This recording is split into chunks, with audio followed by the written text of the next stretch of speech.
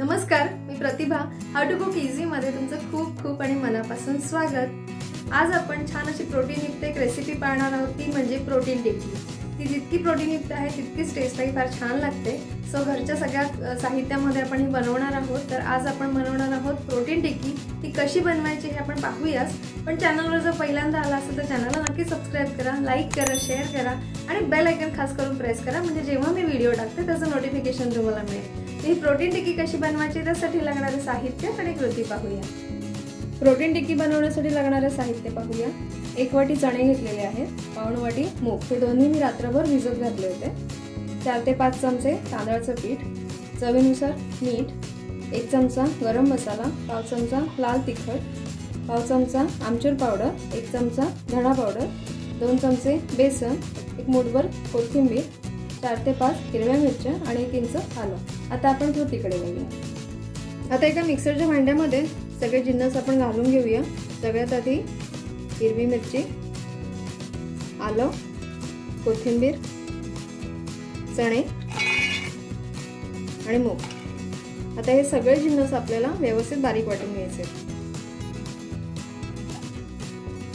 हे मिश्रण वाटून झालेलं आहे, व्यवस्थित असं बारीक केलेलं आहे मी. हे बघा, व्यवस्थित असं बारीक झालेलं आहे. आता आपण एका बाउलमध्ये काढून घेऊया आणि मग बाकीचे जिन्नस ऍड करूया.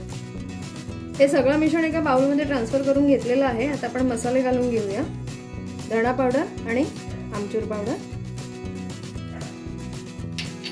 गरम मसाला, लाल तिखट. इथे महत्त्वाची टीप अशी, लाल तिखट तुम्ही मिरच्या टाकलेल्या आहेत, हिरव्या मिरच्या, त्या अकॉर्डिंगच लाल तिखट ऍडजस्ट करा. मीठ, बेसन आणि तांदळाचं पीठ. तांदळाचं पीठ आधी थोडं थोडं घालायचं आहे, गरज लागेल तसं आपण वाढवायचं आहे. आता हे सगळे जिन्नस आपण एकत्र करून घेऊया आणि छान असा याचा गोळा बनवून घ्यायचा. हा व्यवस्थित आपला गोळा मळून झालेला आहे. याच्यामध्ये तुम्हाला जसं म्हटलं मी, तांदळाचं पीठ हवंय त्या प्रमाणातच टाकत जायचं आहे. तर थोडं थोडं टाकलं तरी सुद्धा मला ते पूर्ण 3 चमचे जेवढं घेतलं होतं तेवढं पीठ मला लागलेलं आहे. तर परफेक्ट असा गोळा मळून झालेला आहे. आता आपण थोडंसं हाताला तेल लावायचं आहे आणि तुम्हाला ज्या आकारात हवी त्या आकारात आपण टिक्की वळून घ्यायची. थोड्याशा या चपट्याच करायच्या आहेत, कारण हे पूर्णपणे जे चणे आणि आपण मूग घेतलं ते कच्चे आहेत, त्याच्यामुळे आपल्याला हे पूर्ण शिजवायचे आहे. सो हे बघा, पूर्ण अशी हातावर थापून घ्यायची आणि अशी पातळ टिक्की याची बनवून घ्यायची. सगळ्या टिक्की मी आता बनवून घेते. सगळ्या टिक्कीज बनवून तयार झालेल्या आहेत. आता इथे एक महत्त्वाची टिप मी तुम्हाला देते की याच्यामध्ये जसे चणे मूग वापरलेले आहेत त्यामध्ये तुम्ही ॲडिशनल पनीर किंवा चण्याची डाळ सुद्धा वापरू शकता. सो आता हे आपण एक 10 मिनिटं फ्रीजरमध्ये ठेवायचं किंवा अर्धा तास फ्रीजमध्ये ठेवायचं आहे आणि त्यानंतरच आपण हे तळायला घ्यायचं. टिक्की फ्रीजरमधनं काढून घेतलेल्या आहेत. आता आपण त्या तळून घेऊया.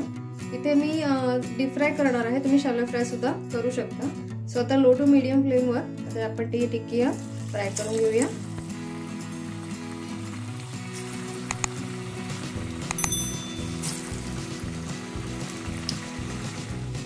एक बाजू टिक्कीची तळल्यानंतरच आपण पुढची बाजू तळून घ्यायची आहे. आधी उलटवायची घाई नाही करायची.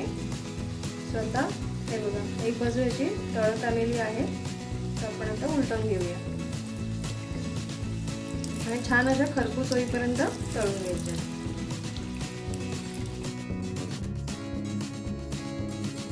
टिक्की व्यवस्थित अशा खरपूस तळून झालेल्या आहेत. आता आपण याच्या निथळून घेऊया आणि काढून घेऊया.